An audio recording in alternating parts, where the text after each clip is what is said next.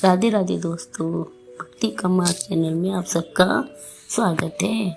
कार्तिक मास में कृष्ण पक्ष की त्रयोदशी तिथि को जब चांद हल्के बादलों के पीछे छिपा छिपा निकल रहा था, गांव के हर घर में दीपक जल उठे थे। हर द्वार पर रोशनी, हर आंगन में चमक थी।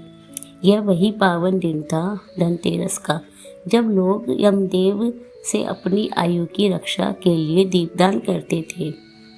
परंतु इस कथा का आरंभ वहीं से होता है जहाँ एक निर्धन ब्राह्मण परिवार अपनी किस्मत से लड़ रहा था।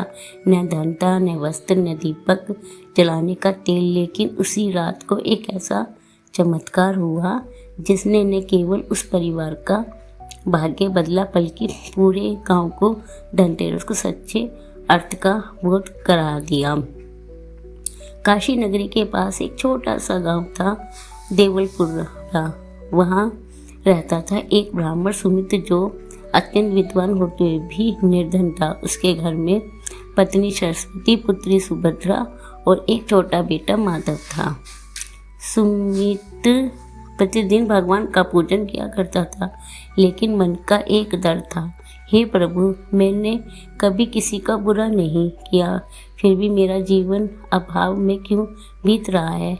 वह अक्सर सोचता, शायद मेरे भाग्य में ही दरिद्रता लिखी है। उस दिन भी वो वही सोचा उसका मन में थी। कार्तिक कृष्ण पक्ष त्रयोदशी की संध्या थी। गांव में सब लोग दीपक खरीद रहे थे, सोना चांदी बर्तन, यहाँ तक कि छोटे छोटे बच्चे भी दिए जल सजाने में लगे थे। पर सुमित ने घर में अंधेरा था, न तेल था, न बाती। पत्नी बोली, स्वामी आज धनतेरस है, कहते हैं आज के दिन दीप जलाने से मृत्यु भी दूर रहती है। सुमित उदास होकर बोला, जब घर में खाने का अन्न नहीं तो तेल कहाँ से लाऊं। इतना कहते कहते उसकी आंखें से आंसू बहने निकले। उसकी छोटी बेटी सुभद्रा यह देखकर सहम गई। वह बोली, पिताजी, क्या भगवान हमारे घर कभी नहीं आएंगे। गरीब कन्या की भावना रात ढलने लगी। गांव के सब घर रोशन थे, सिर्फ सुमित्र का घर अंधकार से डूबा था। उसी समय सुभद्रा ने मन में संकल्प लिया, अगर मेरे घर में दीपक नहीं जल सकता तो मैं अपने आंखों के आंसू से ही दीप जलाऊंगी। वह रसोई में गई। वहाँ मिट्टी का एक पुराना टूटा दिया पड़ा था। उसने अपने पल्लू से आंसू पोंछे और थोड़ी सी घी जैसी बची हुई बूंदें निकाली और दिया जलाने लगी। लेकिन जब बत्ती नहीं थी तो उसने अपने कपड़े की पतली डोरी फाड़कर बाती बना ली। वह दीपक जल उठा। उस छोटी सी लौ ने घर में एक अद्भुत प्रकाश फैला दिया। माँ सरस्वती ने देखा तो बोली, बेटी, तूने तो अंधकार में भी उजाला कर दिया। सुभद्रा मुस्कुराई, माँ, भगवान कहते हैं मन साफ हो तो दीपक हर जगह जल सकता है। उसी रात स्वर्गलोक में यमराज के 2 दूत पहुंचे। उन्होंने सिर झुकाकर कहा, प्रभु, आज पृथ्वी पर काशी के पास रहने वाला ब्राह्मण सुमित का जीवन काल समाप्त हो रहा है। हमें उसकी आत्मा को लाने भेजिए। यमराज ने अपने दिव्य दर्पण से झांका, लेकिन उन्हें कुछ विचित्र दिखाई दिया। सुमित का घर तो अंधकार में था। फिर अचानक वहाँ एक दिया प्रकाश चमक उठा था। उन्होंने देखा, एक छोटी कन्या अपनी भावनाओं से दीपक जला रही है। यमराज मुस्कुराए, वह दीपक केवल घी का नहीं है, वह भक्ति का दीपक है। जो इस दीपक को जलाता है उसके घर में मृत्यु प्रवेश नहीं कर सकती। यमराज ने आदेश दिया, आज उस ब्राह्मण के घर में मत जाना। उस कन्या के दीप ने उसे 1 वर्ष की आयु और दे दी है। समय बीतता गया। अगले वर्ष वही दिन आया, कार्तिक कृष्ण त्रयोदशी पर, जब सुमित का घर पहले जैसा नहीं था। भगवान ने जैसे उसकी पुकार सुन ली थी। उसे एक धनी व्यापारी से कार्य मिला। धीरे धीरे उसका व्यापार बढ़ा। अब घर में अन्न, वस्त्र और तेल सब कुछ था। जब वही तिथि आई तो सुभद्रा ने मुस्कुराते हुए कहा, पिताजी इस बार तो हम सैकड़ों दीपक जलाएंगे। लेकिन पिता ने गंभीर होकर कहा, नहीं बेटी, इस बार पहले वह दीप जलाएंगे जो तूने आंसू से जलाया था। उन्होंने वही टूटा हुआ मिट्टी का दिया साफ किया और उसमें नया तेल डाला।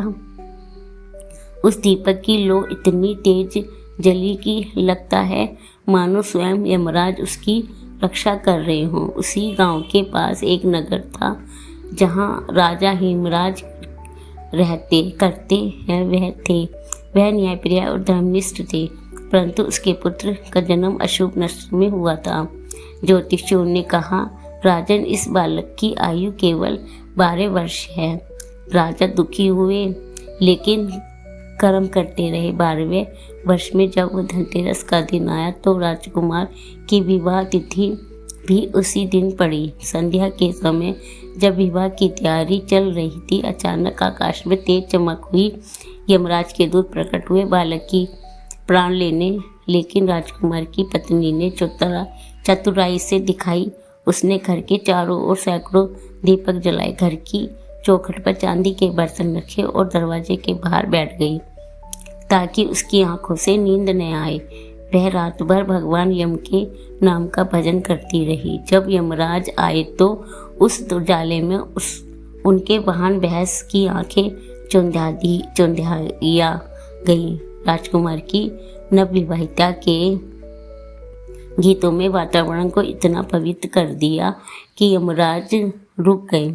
उन्होंने देखा यह कोई साधारण रात नहीं है, ये तो धनतेरस की रात्रि है, जब लोग दीपदान से मृत्यु को भी रोक लेते हैं। यमराज बोले कि आज इस कन्या की भक्ति के आगे मैं भी हार गया। इसे मैं अपने दूतों को रोकता हूँ। यह बालक दीर्घायु होगा। तभी से यह परंपरा चली आई कि धनतेरस की रात यमराज के नाम का दीपक जलाया जाता है, जिसे यम दीपदान कहा जाता है। उसी रात जब गांव में सब दीपक जल रहे थे, सुमित ने भी यम दीपदान किया। रात के अंतिम पहर जब सब सो गए, तभी उसके घर में एक आंगन में एक दिव्य प्रकाश फैला। वह स्वयं यमराज थे। उन्होंने कहा, ये ब्राह्मण सुमित, तेरी कन्या के आंसू से जले दीपक ने तेरे पूरे परिवार की आयु बढ़ा दी। जिस घर में ऐसी भक्ति हो वहाँ मृत्यु भी प्रवेश नहीं करती। सुमित्र ने हाथ जोड़कर कहा, प्रभु, क्या यही धनतेरस का अर्थ है? यमराज मुस्कुराए, हाँ, धनतेरस केवल धन का त्योहार नहीं है, यह प्राणों की संरक्षण, भक्ति के मूल्य और दीपक की ज्योति से अंधकार मिटाने का पर्व है। इतना कहकर यमराज अदृश्य हो गए, लेकिन उस रात सुमित के घर की लौ कई जन्मों तक जलती रही। समय बीतता गया। सुभद्रा का विवाह हुआ। माधव विद्वान बना और सुमित्र का घर कभी अंधकार नहीं रहा। लोग कहते हैं, जिस घर में भक्ति का दीप जला वहाँ से कभी दुख नहीं आता।